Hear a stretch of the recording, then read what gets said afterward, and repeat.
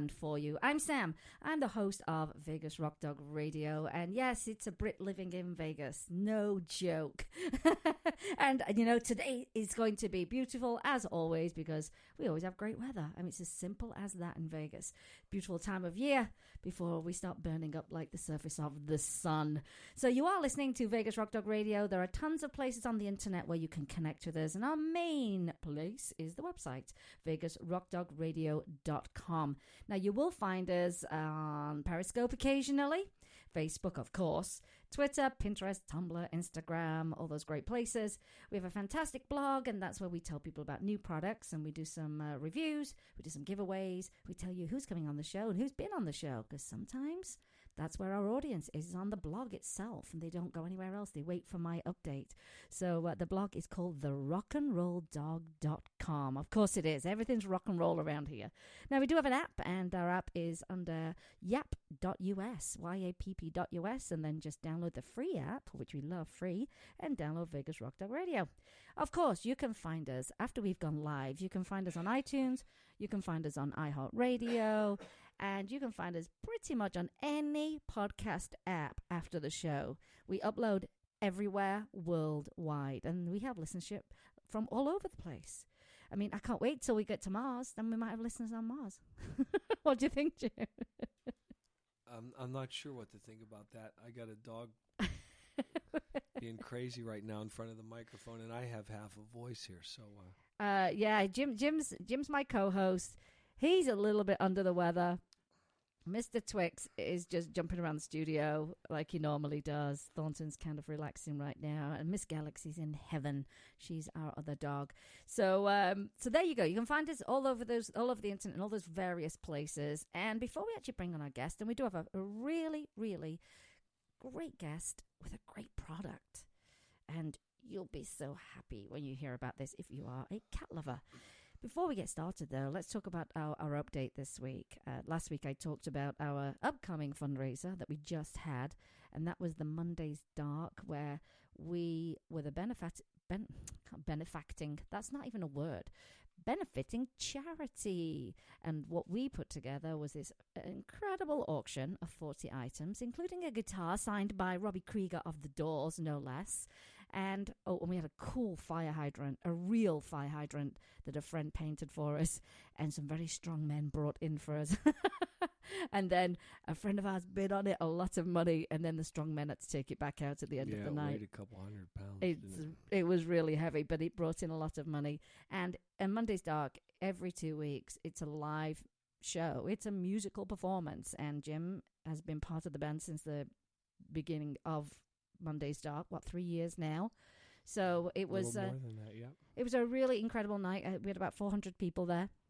It was sold out, biggest crowds they've ever had. And I'm going to pat myself and my partner Pam on the back for our charity, Rocking for Rescues, because we like to hustle. We hustle, and we sold all our tickets, and we got that amazing auction put together. And it was lovely to see our friends and meet some new people that support us, you know, and they've supported us from afar, you know, through Facebook, but they live in town. And so to actually meet them was wonderful. Big thank you to our sponsors, a big thank you to our donors, big thank you to our supporters, and a big thank you to our volunteers. Anyway, you want to know the number we raised? It was 10 grand. So there you go, 10K. And we'll be able to do a lot. Rocking for Rescues will be able to do a lot for other animal rescues. So we are not a rescue. We are an organization who our sole purpose is to keep animal rescues funded through our fundraising efforts. So to date, in fact, I think we're going to be 28 rescues that we have helped, and we continue to help. So it was a great night. It was a long night. It was a long day. It started at 9 a.m. at my end, loading up. I didn't tell you this, Jim. I loaded up my expedition. I just got everything in there. And I loaded your expedition the night before. Yeah, but I had a bunch more yet to add in, and it just fit in. But my point is, some guy decided that he needed to exit, and there was a lot of traffic on the 215 to get on 15, and he decided he would just stop. He would just stop on the 215. So had slammer brakes on. So by the time some of those baskets came out, it definitely looked like I'd had to slam my brakes on. So we had to sort them out and make them look pretty all over again. That was a bit scary. But we loaded in early in the morning. Jim went to rehearsal in the afternoon. 400 of our friends showed up and raised a lot of money. And it also looks like there's a potential adoption with a friend of mine, Murray Sawchuk, celebrity magician, who came to the event and took a shining to one of the little rescue dogs that were there. So I'm waiting for an announcement. I'm waiting for a big announcement that he did indeed adopt Cassie. So a great night for everybody. Thank you to everyone that supported us. And our next big event is going to be the 80s Hairball, our annual 80s Hairball. As you know, live rock band. Again, another rock and roll auction. Everyone dresses up. Everyone. In fact, I think a lot of our friends already had the clothes from the 80s still in their closets. Didn't have to buy anything. Red carpet. We have a great photographer that comes out. And we just raise money for animal rescue. So that's our update on that. Do you have an update this week? I feel like I haven't seen you at all this week, to be honest with you. My update is I'm trying to rest because I'm busy and these allergies are kicking my butt. Oh, yeah. We have, what is that one tree that blooms out here? The one that's getting me right in the throat for the last 4 days. Whatever it's called, it doesn't. It's a tree that is we are actually banned from planting it here in, well, certainly in Las Vegas. It's the tree that makes you sound like this. It makes you very sick. I mean, the pollen is unbelievably bad. So while we don't have mosquitoes and flies and fleas, we do have a lot of pollen and dust. So it's tough. I forgot the name of the tree. Not mulberry. Is it mulberry? I don't know. But we're not allowed to plant it. Mulberry bush, mulberry bush. I don't know that song. I have no idea what that song is. I'm glad Jim's a musician. All right. I'm going to remain as quiet as possible today because my voice will crack and I will cough to the audience. Sounds good on radio, though. There's a lot to be said for a husky voice. It doesn't feel nice. I'm holding back coughs as we speak. Oh, dear me. Well, let's get moving on. If you're just listening in, you're listening to Vegas Rock Dog Radio, and I'm your host, Sam. And it's a little bit different, our show. We make it a little bit more rock and roll. And I have a great guest today. And have you ever heard of a catficate? A catficate? I'm talking to you, Jim. No. I thought you'd gone to sleep. No, I'm not. Right. Well, I've got your attention now because now you want to know what it is. My guest today is a veterinarian with a passion for cats and is a catficate. There you go. Advocate for cats, a catficate. I love that. And I want to welcome Dr. Liz Bales to the show. Welcome, Liz. Thanks, Sam. Thanks for having me. I love that we're connected. It's as much as we love technology, sometimes it's a bit, is it going to work? So You're doing a fabulous job. I'm glad we are connected, and it's wonderful. Thank you for being on the show. I know you're in the city of sin with us. Have you been getting up to any kind of sins while you've been here? And we'll no. Have you been too busy? It's all work and no play. It's the Western States Veterinary Conference. So all the veterinarians are gathered here to exchange ideas and get brushed up. So it's been all work and no play. So I'm here to play. I saw that they I looked through the schedule of. I really looked at the entertainment, in all honesty, that they'd planned. I'm like, what did they plan for them? I hope it was good stuff, because I mean, when you're in Vegas, you know the good stuff. But there were some very nice things that they had planned for you guys, from the brewery to the shopping to the aquatics, and my favorite thing was the street dogs. They provided free medical care for the pets that are homeless on the streets of their homeless pet parents.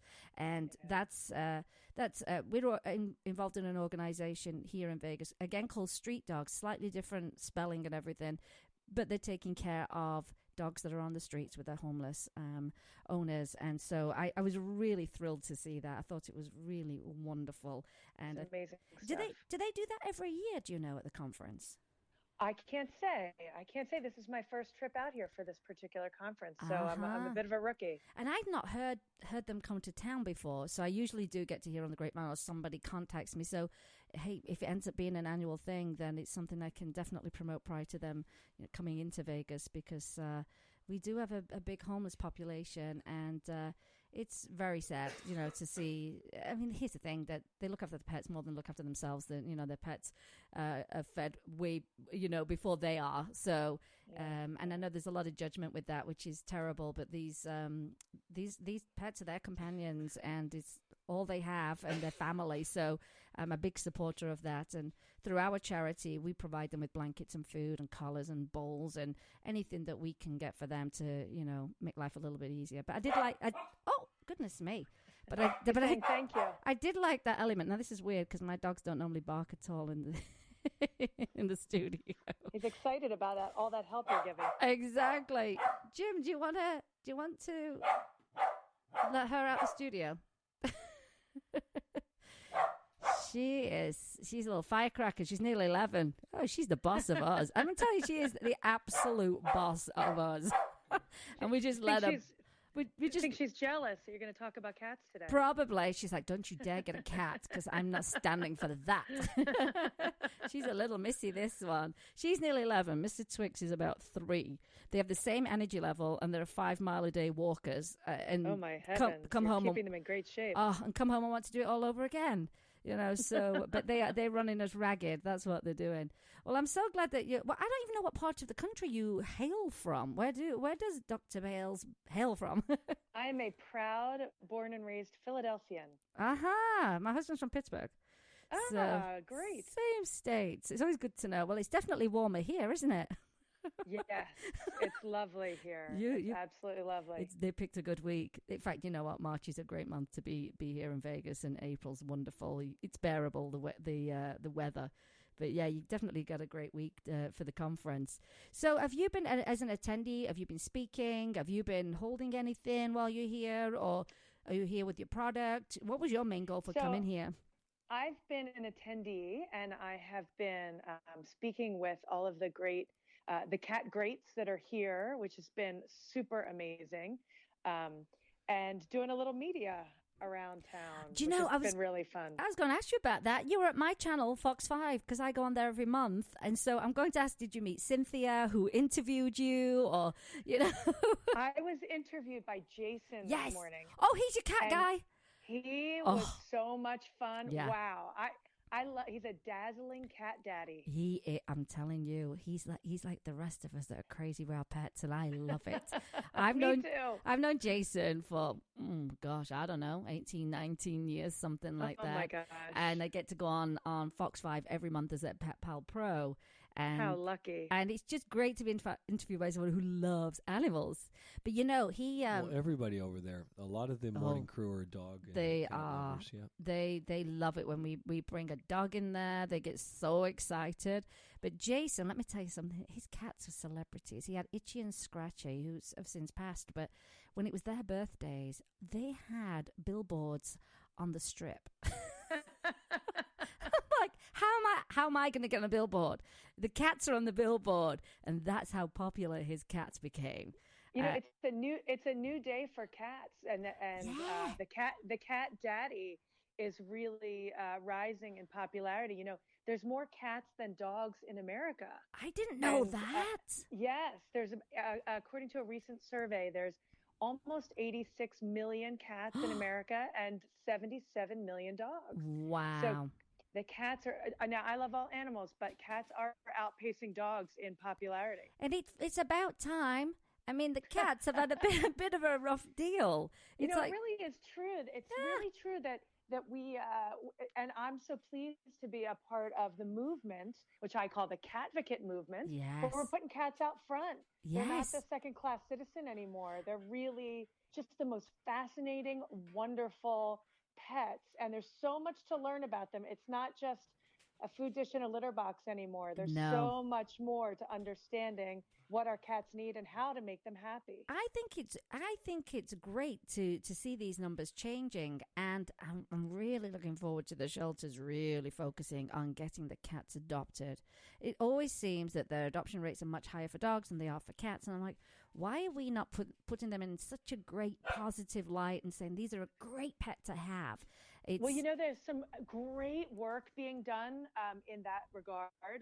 In the UK, we're working with the National Animal Welfare Trust, and they're doing a program called Open Paw for Cats. Oh. That is using environmental enrichment to make the cats happier during their time at the shelter.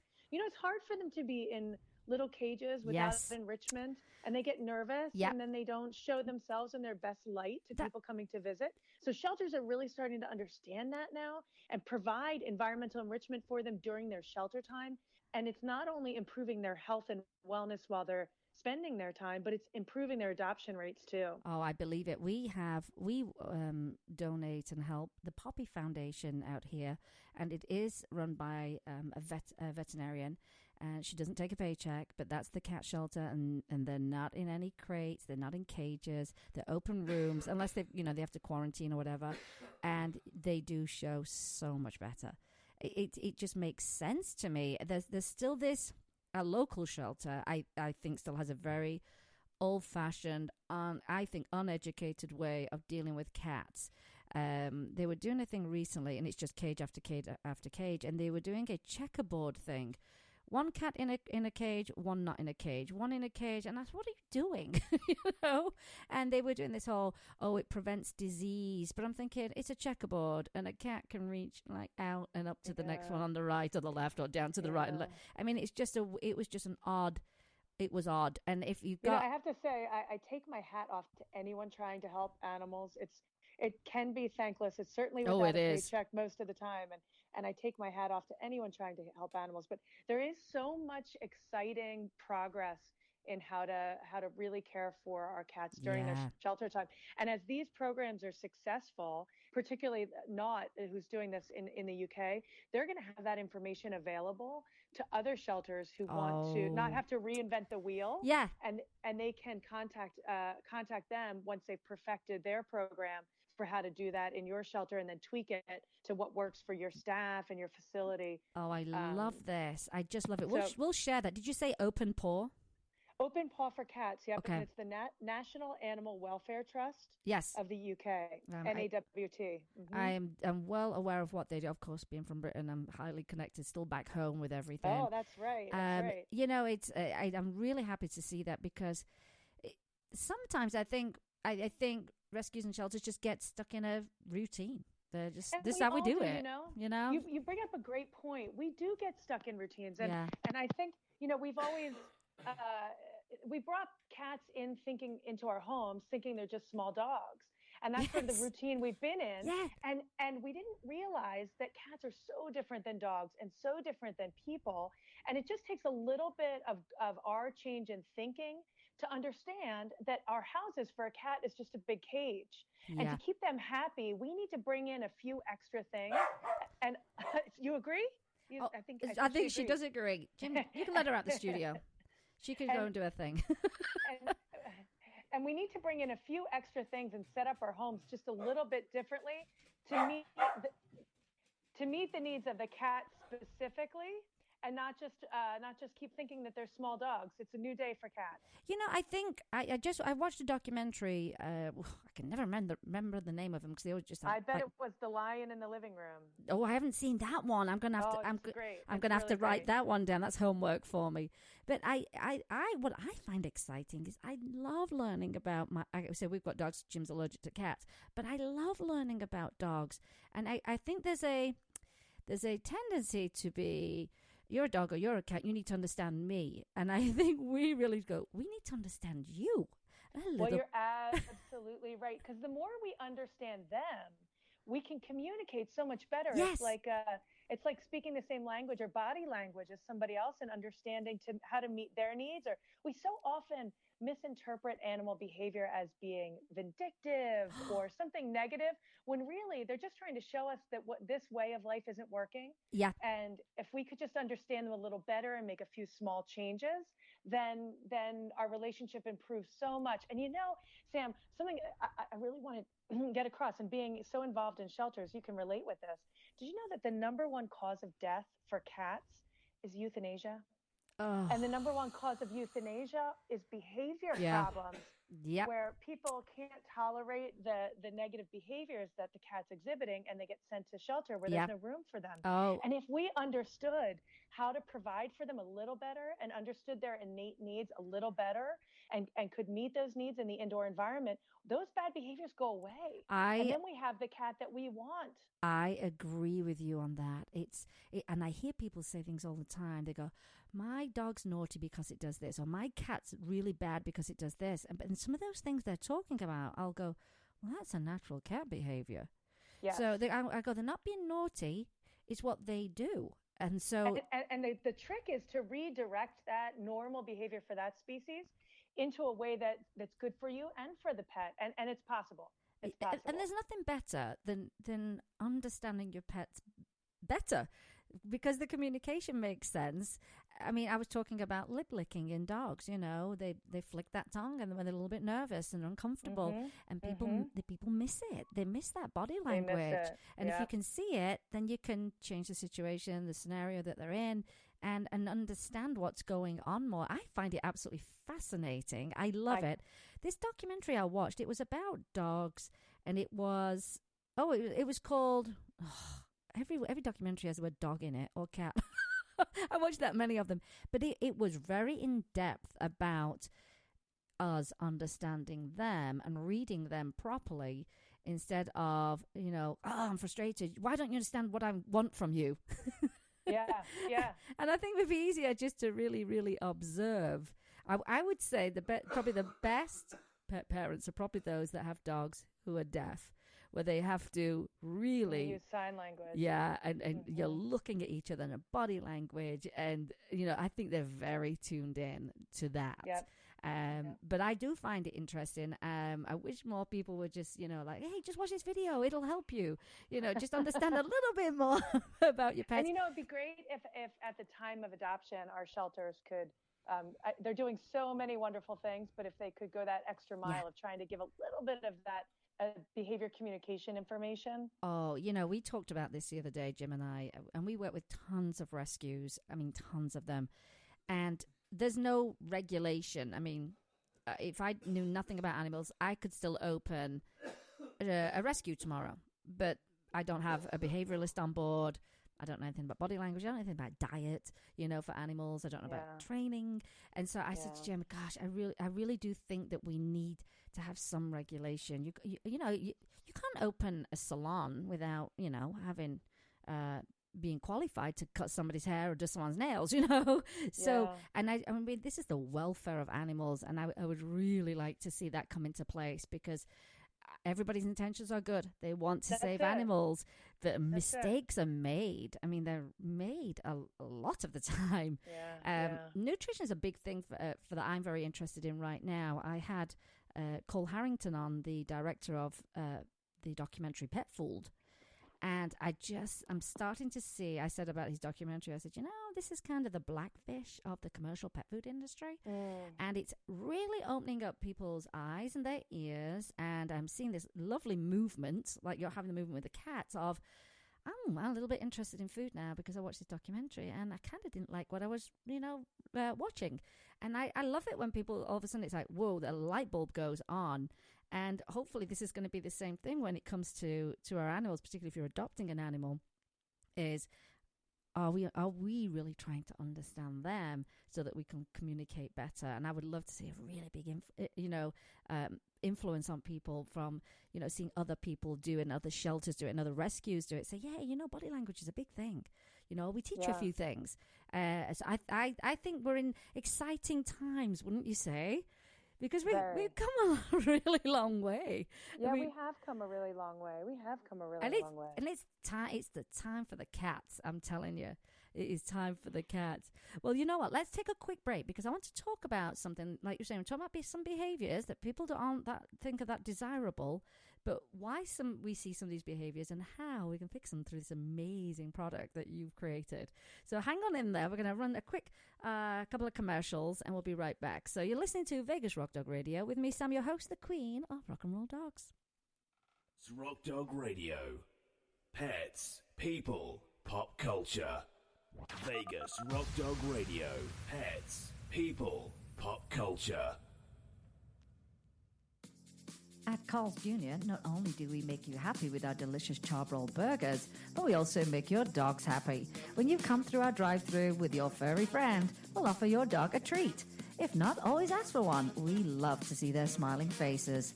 Our website, carlsjr.lasvegas.com, has a treat for its customers too, with free coupons anytime, so be sure to visit us regularly.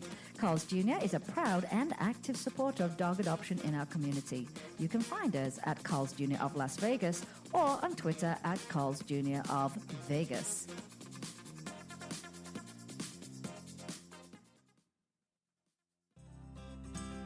Pet Scene Magazine is dedicated to Las Vegas pets and the people who love them. It's a source of news and information for pet lovers, as well as offering valuable coupons and specials on pet products and services.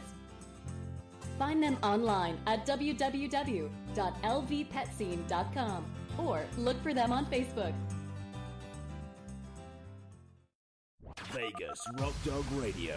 Pets, people, pop culture. Welcome back, everyone. You're listening to Vegas Rock Dog Radio with me, Sam, your host, the Queen of Rock and Roll Dogs. And my guest today is Dr. Liz Bales. She's the cat advocate. She's the one you need to follow if you want to learn more about cats, how to communicate with them, and also this incredible product that she's created. Now, before we mention the name of it, we talked earlier about, you've got a cat, and think about this. If you're a cat and all of a sudden you're saying, you're in the house and now the house is like a big, big cage, there's got to be a level of frustration when you can't do what comes naturally to you as a cat. So how do those behave? Can you send that little naughty little Jack Russell out? So what I'm saying is, if you can't naturally do what feels right to you as a cat, then of course you're probably going to exhibit some behaviors, which to you don't care, you're a cat. You're like, I'm just mad about this or whatever, or uncomfortable. But as a pet parent, that's often the thing that will let them surrender their cat to a shelter. So Liz, what kind of behaviors are cats going to exhibit when they can't be themselves, basically? So the number, pretty much there's 5 most common. The behaviors get redirected when cats can't be cats, like you say. So in nature, cats spend 60 to 80% of their time just seeking out their food. They're programmed to be looking for that food all the time. And so when they can't do that, and there's just a dish of, usually it's a never-ending dish of food. Yeah. Food obsession becomes a big problem. And the natural consequence of that is obesity. And there's just a survey from 2016 for the Society of Pet Obesity Prevention that says almost 60% of cats in America are overweight or obese. That's a scary number. Whoa, that's so scary. And that number's up 90% in the past 10 years. Oh. So we're at an epidemic level there, and cats are actually fatter than dogs. Dogs at least can go out for a walk and get some exercise. Yeah. But without that motivation to be hunting, that's the whole reason to exercise if you're a cat. So when we feed them from a bowl, they have no exercise and way too many calories. And then that hunting instinct, like I said, gets redirected into food obsession. Oh, gosh, that's so easily explained. So obesity is the number one problem. But another consequence that's tied to that is here you have this huge bowl of food that's super tasty. So just like many people at a buffet, it's easy to overeat. Yeah. And in one portion. And we see that in Vegas with the town of buffets. You do. Yes, you do. So many people don't know that in nature, cats will hunt and eat between 8 and 13 small prey, like a mouse or a bird or a lizard. So 8 or 13 small meals a day that are more like the size of a ping pong ball are the edible contents of those prey, not half a cup of food at a time. So those big meals that cats eat often get sent into a stomach that's not meant to eat that much at once, and then they throw up. So we call that little syndrome scarf and barf. Oh, and so many people mention it. They mention it and they'll say, I don't know what caused it.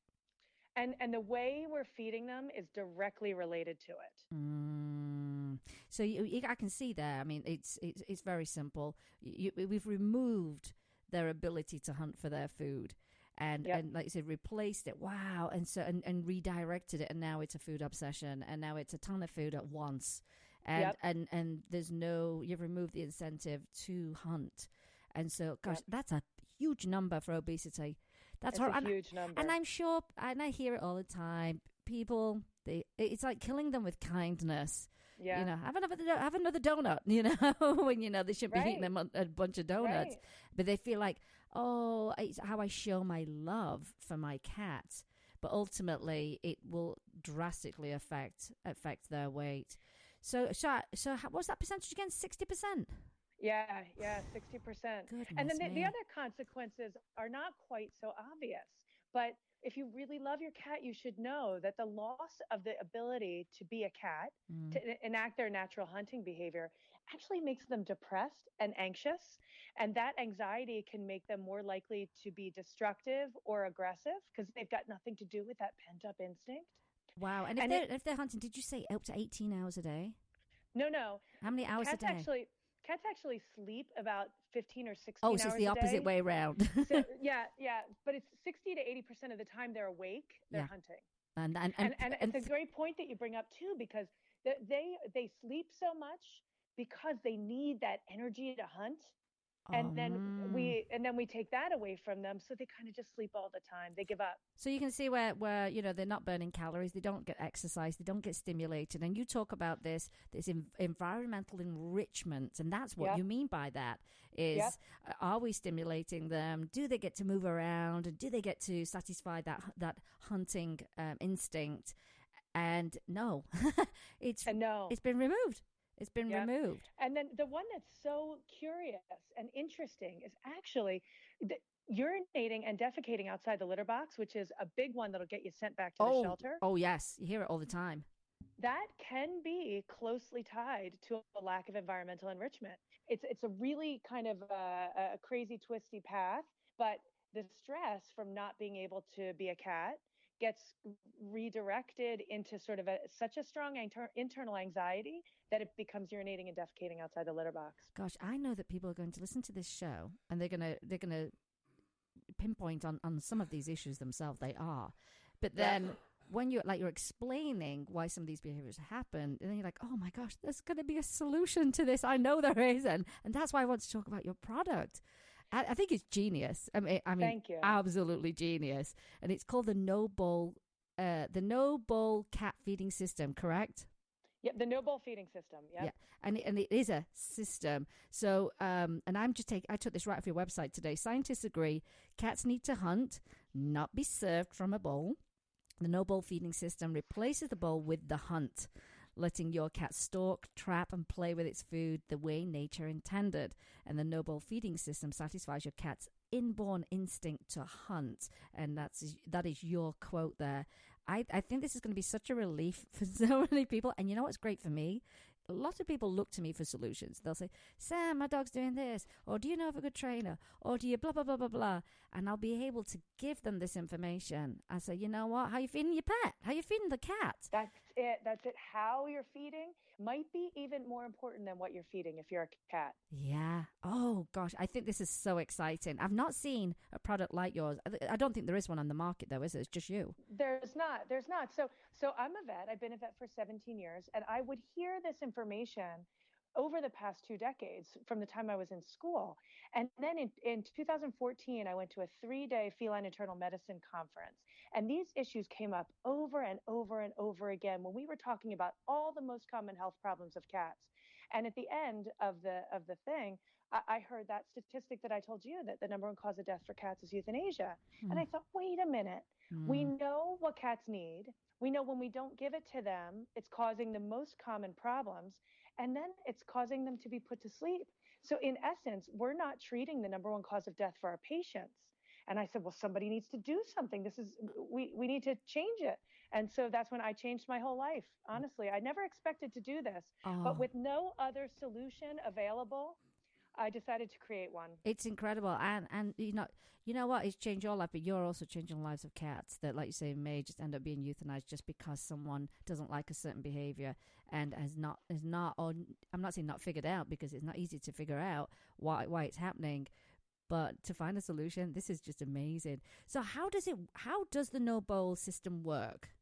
Okay, so really quickly, I'm going to review the science that cats need to seek their food. They need to spend some time hunting in the indoor environment. Then they need to eat multiple small meals throughout the 24-hour period. So I thought, how can I do that? So I invented the NoBowl feeding system, which is 5 really cute little mouse-shaped devices. They're made of 2 parts. The inside is a plastic container that's food safe, BPA free, dishwasher safe, like plastic egg essentially. Okay. And it's got something on the top called the rolling ridge and 2 holes that dispense food. And then wrapped around that is a soft fabric sleeve, like we call it a skin, that looks like a mouse. Oh, I see.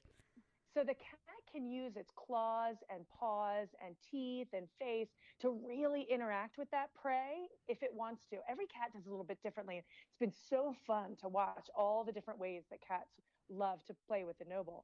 So you measure your dry food and you split it between 5 NoBowls, and then you hide them.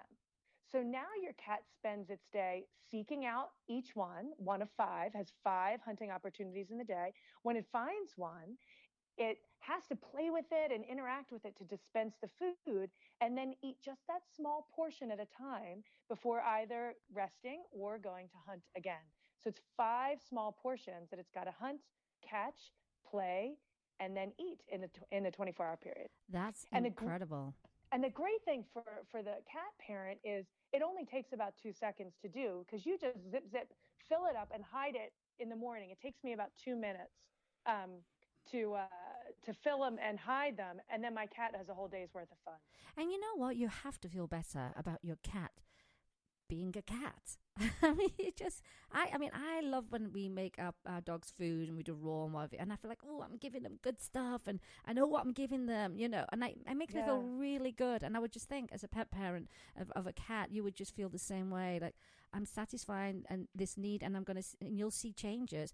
Now, you do see changes. How quickly? Is it like a transition period? I mean, how do you? Because of course we've taught them. Here's food, here's your food. Yes, that's exactly. The spot, So how do you transition them and get them on this? In the kit, there's something called a trainer, and that is just the body of the NoBowl without, we call it a naked NoBowl, without the skin, with many more holes in it, so the cat can see the food in it and smell it really easily and start to understand they need to play with it to get the food out. So we describe the whole transition in all the materials. But for most cats, it takes not very long at all. About 80% of cats pick it up straight away. Oh. About 20% of cats needs a few days to weeks, actually, to learn it. But the benefits are so spectacular. And listen, we've been feeding them from a bowl for so long. Be patient. It's just like learning to ride a bike. Just because it might take you a while to get the technique doesn't mean you're not going to get great exercise and all those great benefits on the other side. Be patient and give your cat a chance to adjust. I think patience is a very big word that we should use with everyone, when they get pets, because I think it's the one thing that they run out of their own patience, and before you know it, the cat and dog's in the shelter. But patience, I think, is a really, really big thing. And another thing that's a great thing to know about cats is cats are solitary hunters. So dogs and people are pack animals. People can barely stand to eat by themselves. Everything's Isn't that true? Party, Yeah. And so it's hard for us to think differently about it. But cats want to hunt and eat alone. So when your cat's trying to learn how to do it, often I'll tell people, listen, just put it out overnight and go to bed. And let them explore and have that time with it when they know they're going to be completely solitary. Some cats don't have that confidence in the beginning to give it a try if they're being watched. Ah, Well, no one likes to be watched when they're eating, do they? It's horrible. That's a cringeworthy moment. I'll tell you that. I like the fact that you said, the products are made out, safe materials. You can wash them. Washing's a big thing. If I can't wash a product, I'm like, not buying it. That's gross. Yeah. Well, as a vet, my number one thing was that it's safe. And as a mom, my number two is that it's clean. Yes. So safe and clean had to be high on the list. Now, what if you've got multiple cats?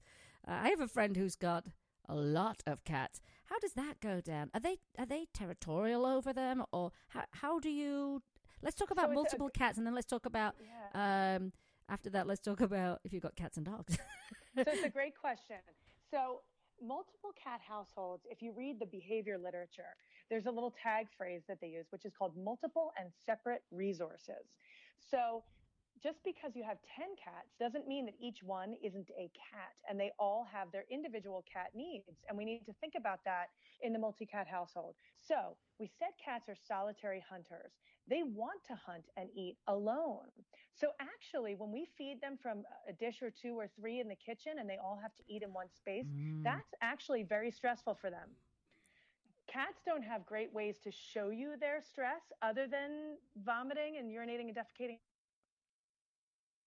Oh, did we lose Liz there? Yeah, I'm going to try to reconnect with her. Oh, you know what? Do we want to run a quick commercial then? No, hang on. She's coming back. Oh, well, if you're just listening into the show, I've got Dr. Liz Bales here on the line, and she's created the NoBowl feeding system for cats, and there's no bowl. And if you're a bowl feeder, you may not want to be one after you learn about her product and how it can change behaviors. Hi, Liz, are you still there? Yeah, here I am. Sorry about that. Hey, you know what? It's life. So you were just saying earlier, multiple cats, and they can be stressed when they're all fed next to each other.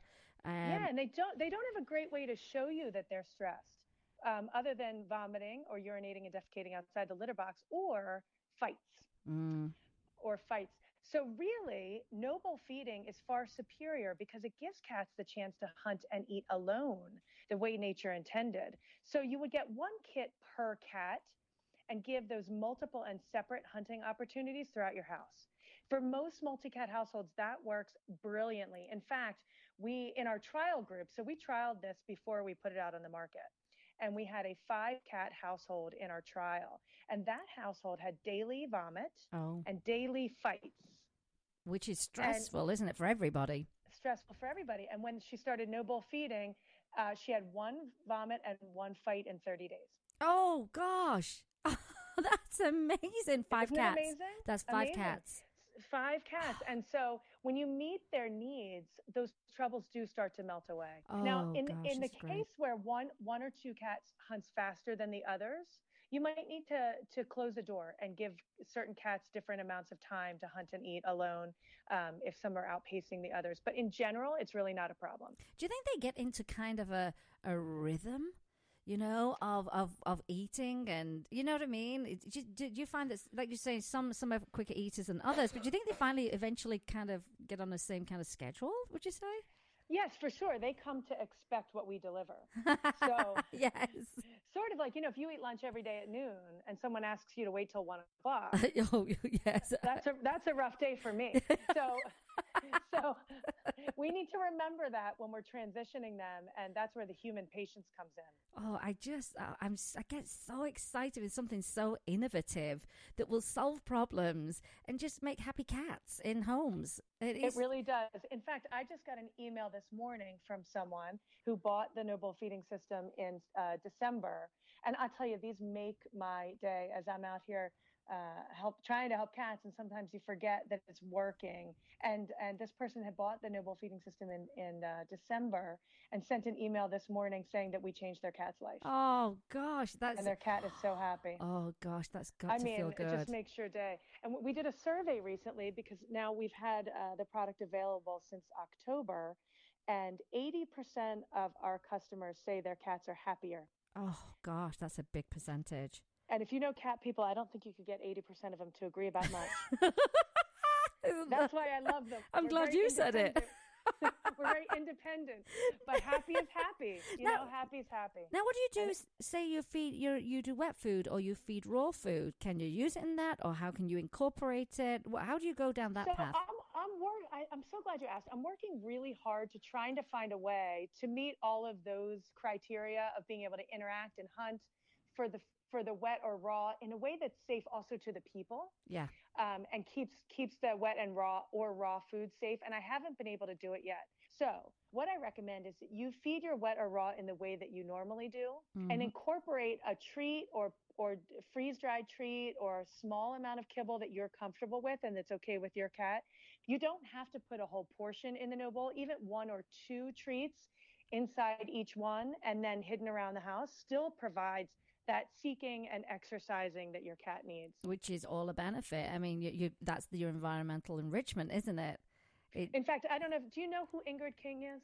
I don't. She's a wonderful cat advocate, and she feels strongly about raw food. And she tried the NoBowl with her cats with a freeze-dried raw treat, and they loved it. Oh gosh, this is great. Oh, now, are you going to be back in Vegas for Super Zoo with your product?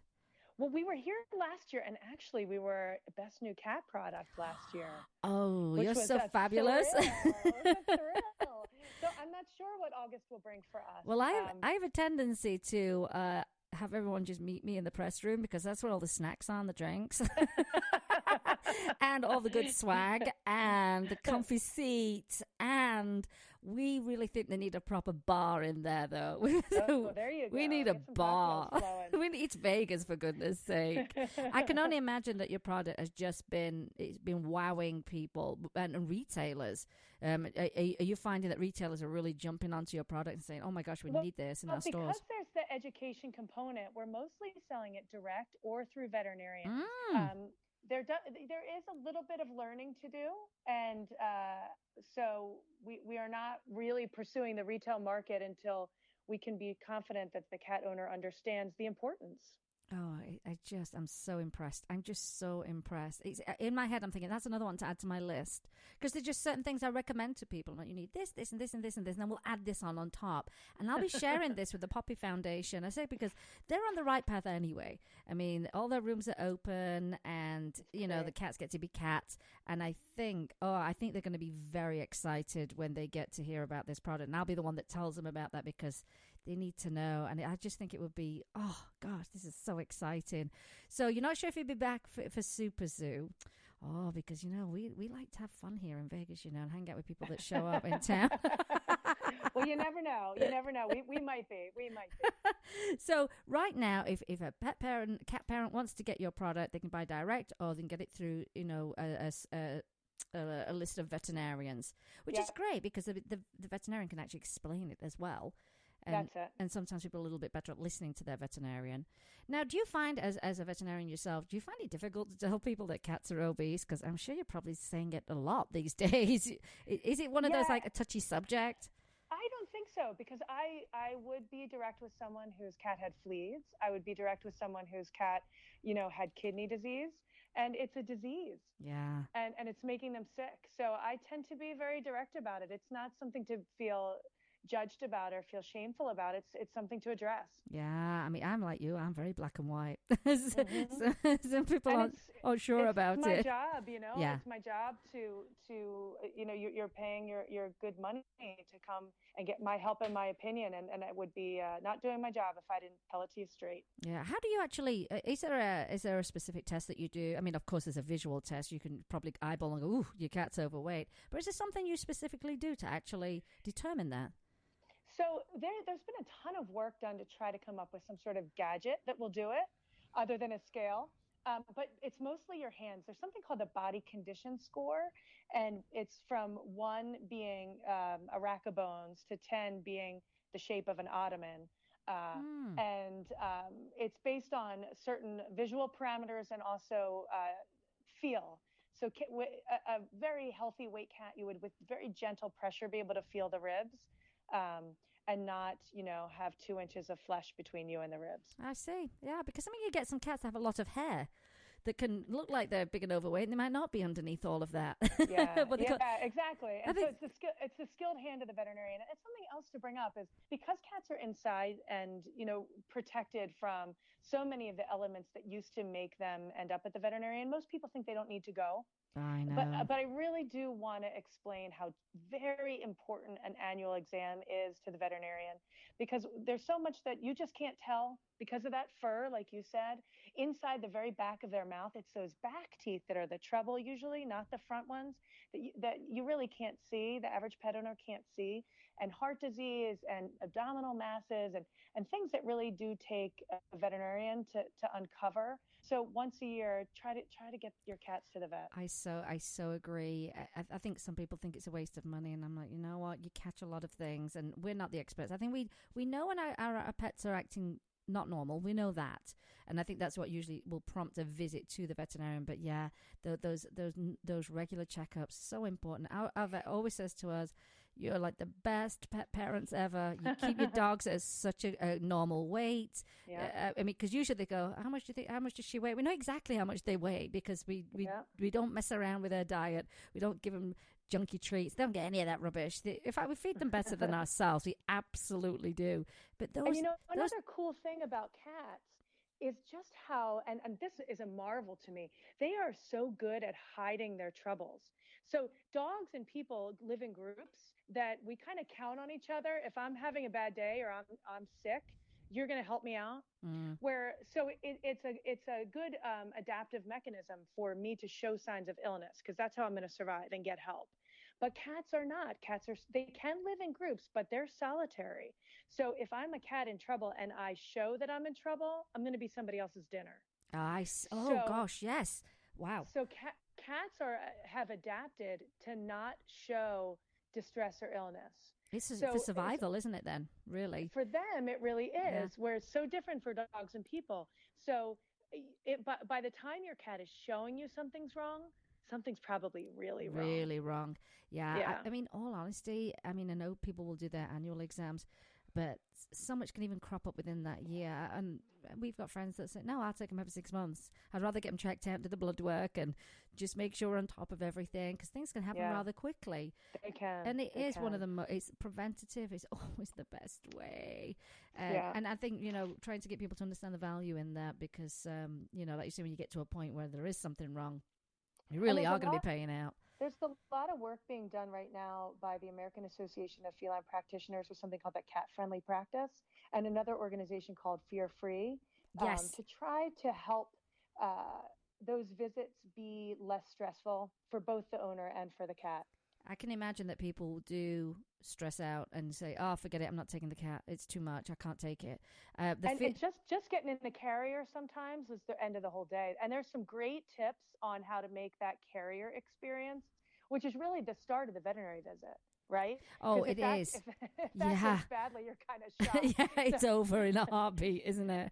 so there's some great tips on carrier training to make it, so that by the time your cat gets to the vet, they're relaxed. It's not horrific. It's worth the effort, isn't it? It's worth the effort and the patience for everyone involved, because you do want a more relaxed pet. There's I just wrote a blog post about crash test approved carriers, and one of them on the market. And it's absolutely beautiful and so well made, but it's so functional, and it's by Sleepy Pod.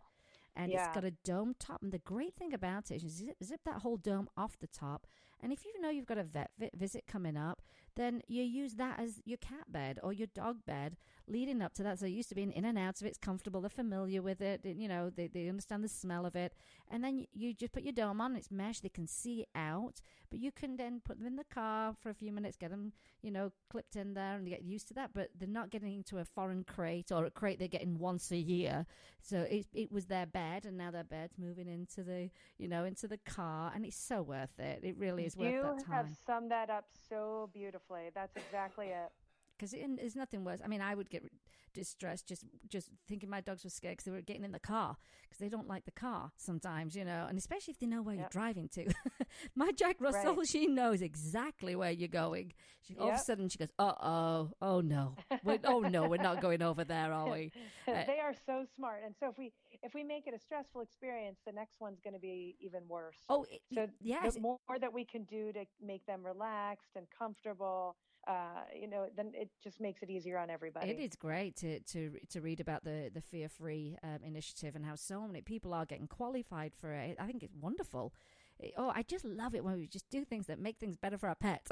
It's a really simple thing for me. Stay tuned to Fear Free because I'll be writing their environmental enrichment blog. Oh my God, that's amazing! That's so great. That is so great. It's an amazing organization. Dr. Marty Becker has gathered together a group of people who are so like-minded, and that we not only want to give great veterinary care, but give a very positive and rewarding experience to both the animal and the pet parent in the veterinary office. Because it can be a deal breaker. I mean, I must admit, Jim and I have fired a couple of vets because, we went to one, not as a permanent vet, just as we found one of our dogs in the desert, basically, and it was an emergency situation, and his ears were bleeding, and a big mess, and I was like, well, let's just get him to the closest vet to where we live. And they had the worst bedside manner you can imagine. They didn't even want to touch him. They went, oh, he's gonna bite me? And they weren't relaxed, and I thought, what's going on? This is the weirdest thing ever. And they were not. Yeah. They were not. Here's the thing: it was an emergency visit for us, really. But I never would have gone back there as a client. I would never have gone back because I thought that's a big thing for me. My dog needs to be relaxed. It is a big thing, and I think it's something that has been unfortunately left out of our education as veterinarians. Just how important that is, and it's coming back. It's coming back. Bedside, and with the efforts of Fear Free, we're being not only reminded how important it is, but given techniques for how to do a great job with it, and look for it to grow. For it to grow. It's an exciting time. It really is. There's a lot of really interesting things that are happening, and I want to come back to your product from the actual idea of like a light bulb moment. This is what I need to do to actually bringing it to market. How long did that take? Well, I was incredibly lucky. I think the cat gods were looking out for me because it was that fateful day in October of 2014. And I went home and I wrote up I actually did it in the car in my mind and then wrote it down when I got home, a 2-hour drive from the conference to my home and wrote it all up. And then I thought, well, that's nice. I'm a vet and a mom. What am I going to do with that? and the very next day, my kids like to bake. And I don't really like to have beautiful cupcakes in my house because I know what I will do with them. So it was my neighbor's twins' birthday party, and birthday, and we said, let's bake cupcakes and we'll take it down to their house. And we did, and they invited us in. She said, my parents are here. We're going to have a little birthday dinner. Why don't you join us? So we crashed their party, which she was excited about and I was excited about. But her dad was less excited about it than having the stranger in the house. So I decided to break the ice with him. And I said, well, what do you do? And he said, well, I'm an inventor and a device manufacturer. And I said, you need to sit down. You need a cupcake. It's going to take more than one cupcake. and he loved the idea. And so it all happened pretty quickly. It was a year in development. And prototyping and getting everything just right. And the skin actually took a very long time. It's harder than you would think to sew something around an oval. And to make it look, I get pictures in my mind of just how I want something to look. Only that picture is kind of hard to make happen. So it was about a year in development. And then we did a Kickstarter campaign. It's actually almost our birthday. We launched our Kickstarter campaign March 10th of last year.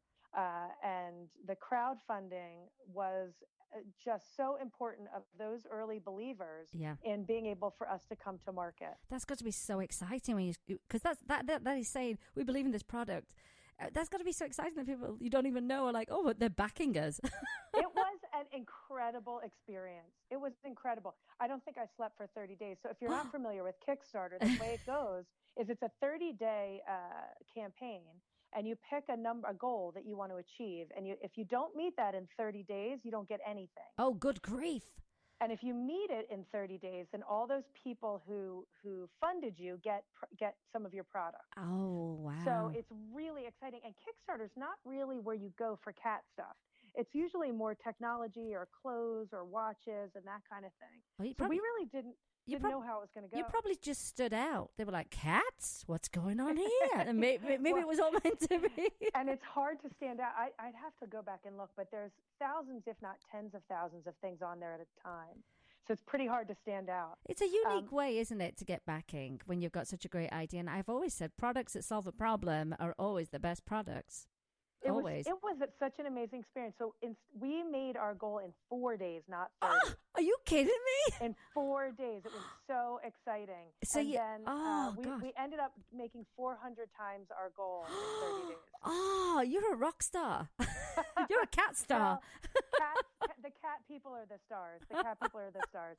It was amazing because I think there are so many cat problems that are unsolved. And I think the big players in the industry are kind of don't believe in the cat owner, that they're going to change, that they're going to try something new and do something innovative. And I do. I believe that they're going to do what's best for their cat. And I think presented with the solution. I mean, I think until you present something, how would you even know whether they're going to take it on board? So, and it takes a lot of risk for anyone like yourself to say, you know what, I want to create this product. Many people would have given up before now if they couldn't even get through, like you say, the manufacturing phase or the design phase. And it takes a lot of guts, I think, to actually do this kind of product. And it's a big risk. It is a big risk, and it's all time consuming as well. It is. I had no idea. I think if someone had told me 2 years ago all that it was going to be, I don't know that I don't know. I would have done it probably, but every day I learn more about cats. I learn more about cat people, and my passion for bringing this solution to the cats grows every day. Oh, I'm very excited. I'm so glad we got to speak today. I really am. How much longer are you in Vegas for? I leave in the morning. Oh, that's rubbish. I hope you're going to go out and party tonight. You are. You've got to. I think I'm going to bed. Oh! Hey, there's always Uber Eats. There you go. I think I'll write a blog post and go to bed. Very exciting. You need to come back to town and hang out. That's what you need to do. That would be fun. What happened last year was Super Zoo is not really known for bloggers showing up. It really isn't. You know, it's a retailer's thing. We're stocking up. We're buying new products. We're seeing what's out there. But last year, there were lots of the bloggers that show up that I knew. And we ended up going out for this really crazy wild dinner. And I said, I look around us, and we had a lot of, animal experts with us. And I thought, this is a really great group of people who have a lot of information that we could all share with each other. So I said, why don't everybody just stay like 2 more days at the end of the conference? Easy for me to say because I'm 10 minutes away from the strip. But stay a couple more days. Why don't we just get some fabulous suite somewhere, and let's all just kind of put something together where we can share what we know, whether it's about blogging, whether it's about training, whether it's about a new product, whether it's about nutrition. And it's something everybody got quite excited about.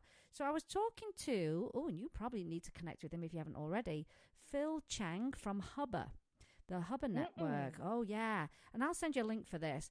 Now, I interviewed Phil because he is, he's really, they found that the pet products on Hubber are exploding. It's a demographic that's really, really growing.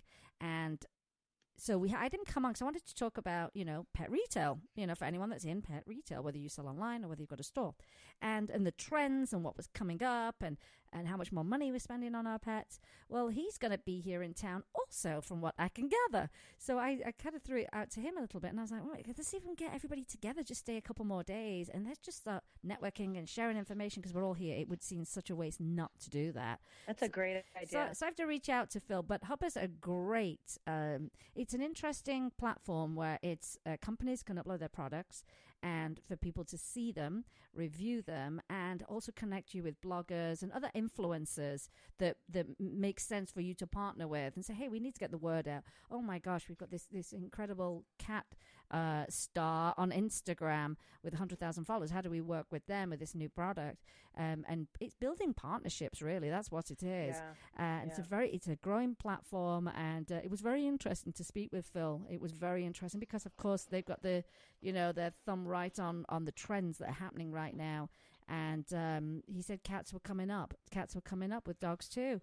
So that was really exciting. But if we end up doing it, and from what I could gather, Cole Harrington, who did the documentary Petfold, I think he's going to be in town as well. And so I think, if we pull something together, even if it's just a crazy wild dinner, there you go. It'd be worth coming to town for. But I will definitely send you that link because, as I say, it's a very interesting platform. And as I say, we love to tell people about new products, so we'll be sharing this on all of our networks, and we've got a lot of people following us, which is great. Before we go, we need to know where we find you. Where do we find you on the internet? So you can find the website at nobowlcat.com, NoBowlcat.com, and at the NoBowl Feeding System on Facebook, Twitter, and Instagram. Great. And my blog is at the Catficate. We'll be sharing all of that with all of our listeners. They're going to be very, very excited. I'm going to be texting some of my cat friends right after the show. So, by the way, check this out. You think you got some problems? You can fix them. Let your cat be a cat. Let your cat be a cat. Let's get in front of us. Make your cat. We say happy cats hunt. Happy cats hunt. Yeah. Oh, gosh. It's got to feel good when you see them just being themselves and happy and not depressed and not overweight and active. It's got to feel really good. We were at NAVC, which is the East Coast big veterinary conference just a few weeks ago. And someone came down the aisle. We had a booth there, and they were so happy to see us. And they said, "We got this for our hospital cat." And this cat just slept all day. Oh. That's it. And not only does she go around and hunt now, but she started playing with toys and really engaging with her environment, and she never did that before. Oh, hey, do you have videos of some of the cats, some examples of them playing and eating? Yeah. On the website, you can see NoBowl Cats in action, and also on our Facebook page. It's great when our users send us in their cats using it. So a video speaks a million words. It does. We're in a visual era right now, and that's how we learn and understand, isn't it? I mean, I sometimes will see a post without even a photograph, and I go, "Oh, that's weird." Where's the photo in the video? What's going on? This is something. One of my favorite submissions ever was a few weeks after we were at the American Association of Feline Practitioners conference. And actually, it was probably within the week of that, we got an email with just a video in it. That's it. And the video is so well shot. It's beautiful. Showing a cat playing with the NoBowl. It says that Elise just got her new NoBowl feeding system today, and she loves it, and it shows her playing with it. And then the next segment of it, they show her turning around and looking right into the camera. She has no eyes. And she's completely blind. She actually has no eyes and couldn't interact with her environment before. And because NoBowl, you just need to smell it and play with it. She now eats from the NoBowl feeding system. That's got to be the greatest video ever. I would have cried. Did you cry? It was amazing. I'd have cried. I did cry. I still cry when I see it. I have goosebumps right now thinking about it. Oh, gosh. Will you share that on your Facebook page so that I can share that? Yes, absolutely. I'd love to get absolutely. that. I'd love to get that out there. And like you say, okay, so now, the cat doesn't have eyes, but the cat can still smell. Cat can still smell. And can still satisfy those senses. Oh, yep. And that had to have been really great to get that video. It was amazing. What an endorsement. I mean, it's just a brilliant endorsement, isn't it? Gosh, if cats could speak, they'd be like, "Thank you." Now, I'm assuming you have cats. Or I do. I have one cat. My cat is a Sphinx. Oh, they're beautiful. He has no hair, and he only has one functional eye. And what's his name? His name is Carlos. Oh, gosh, what a great name. Oh, what a great name. My 12-year-old named him. She thought when she met him as a teeny little ridiculous one-eyed hairless kitten that he looked like a fashion designer, and a fashion designer would be named Carlos. I think we're watching a little too much Project Runway at our house. I love that story. That's the kind of thing that tickles me. I think that is a great story. Well, Liz, it's been absolutely wonderful speaking to you today. I'm glad we made this happen. I'm disappointed you're not going to go and party tonight, but I'm sure I'm going to catch up with you at one of these shows, or whether it's Blog Pause or whether it's... I will be at Blog Pause. I'm going to be actually at the Cat Writers Association on the Fear Free panel. I'm presenting the award for the writer for environmental enrichment. Oh, that's brilliant. That is brilliant. So I would love to meet you at Blog Pause. Well, I'm so excited to be there. Jim's not going to go. He's not interested. He's over it. And he might have tuberculosis. I'm a little worried about Jim. You might have TB, Jim. It's not TB. It sounds sexy though, sexy TB. Yeah, he's not that bothered, but I mean, here's the thing: if you go to blog post, a million people there anyway, so it's not like you're going to be by yourself. So I can't wait. Yeah, it's grown a lot. So, and there's going to be some really, really great people there. Yeah, this will be my first year, so it's fun. I'm going to have the rookie experience. It's very different from any other conference that you would have gone to or trade show. It's very, very different in that. Well, particularly, I would say in the, what do they call it? The marketplace, I think is what they call it. The exhibitors area. They want to give you product. They're like, take this, take that. The swag is unbelievable. Of course, they want to, marry up with bloggers and stuff. But it's a very good atmosphere. I will say that. And I like the red carpet thing. I'm the dress up girl, high heels, have a cocktail. I like it too. And I like it too. So that's the best part of the whole thing. I like it too. They always say when you're exhibiting somewhere, it is a grueling experience. I had no idea, but I'll still wear heels. You can't talk me into those flats. Oh no, on a kitten heel. I know I love cats, but don't be wearing a kitten heel. I can't take it. They're not made for anyone. People need to stop. A friend of ours, he said, it looks like you've got a milk dud stuck on the bottom of your shoe. It is sort of a tight wire balancing act, isn't it? Yeah, I mean, who needs to be 4 millimeters off the ground? You get a heel on there, girls. Suffer the pain. Spray it with that stuff that can numb your throat when you've got a sore throat. Your feet will be fine. We know all the tricks. We know. I don't know that one. I have a lot to learn from and you'll look good on the red carpet, and that's all that matters. Well, Dr. Liz Bales, I think this is great. I think we're going to become great friends. I'm going to be sharing your product far and wide, and hopefully we will get these cats being happier and being cats mainly. Cats being cats. I hope you enjoy the rest of your time in Vegas, even if you do order into your hotel room. And I will speak to you soon, no doubt. So this has been great, an absolute pleasure. Really, really appreciate it. Thank you so much for having me. Thanks for being on the show. Bye, Liz. Bye-bye. Well, everyone, that to me, I get, how I am. I get very excited about these products that come on the market that solve a problem. And if it solves a problem that stops you from losing your patience with your cat and taking it to the shelter, it's a product worth buying and investing in. It really is. Invest in your pets. It's worth it. Invest in that crash test approved carrier so that they're safe. Invest in enriching their environment so they can be happier and healthier and not obese. It's so worth that extra little bit of money. You can drop having an expensive coffee every week and invest in your pets. So, well, that's the end of the show. We could have talked forever. You know how it goes around here.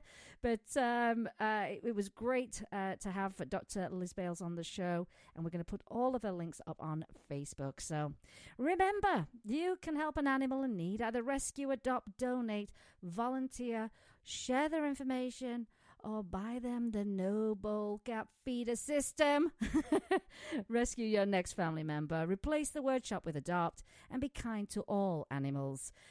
Great having Dr. Liz Bales on the show today. Take a moment to like their Facebook page, Instagram, Twitter, all that good stuff. And thank you to Jim, my coughing producer with TB. But he still sounds sexy anyway, so who cares? It all sounds good. And I want to thank you, the listeners, for being a big part of the show every single week. You've been listening to Vegas Rock Dog Radio, where it is all about pets, people, and pop culture. I am your host, Sam, the queen of rock and roll dogs. And always kiss your pets good morning and good night. I'll see you next time. You've been listening to Vegas Rock Dog Radio. Pets, people, pop culture.